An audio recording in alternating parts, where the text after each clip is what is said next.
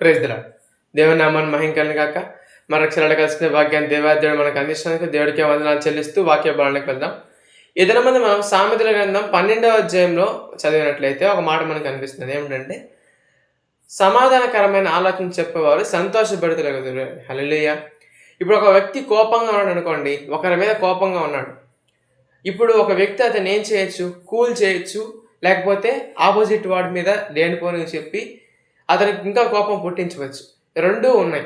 కానీ ఎవరికి ఎక్కువ సంతోషం కలుగుతుందంటే, ఎప్పుడైతే ఇప్పుడు ఒకవేళ కూల్ చేసి మాటలు చెప్పాడనుకోండి, అప్పుడు ఏమవుతుంది? అతను గొడవకు వెళ్లకుండా ఆగిపోతాడు.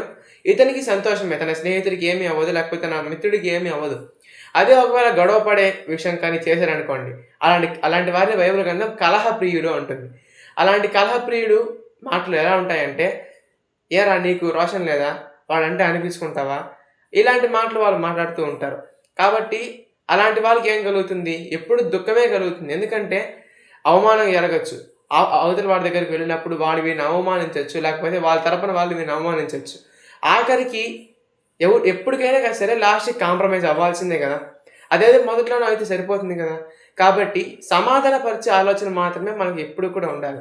కోపాన్ని రగిలించే ఆలోచన కానీ, లేకపోతే ద్వేషాన్ని రగిలించే ఆలోచన కానీ మన మనసులో ఎప్పుడు కూడా ఉండకూడదు. ఎందుకంటే నవ్వు 4 విధాల మంచిదని ఒక విధంగా పెద్దలు చెప్తూ ఉంటారు.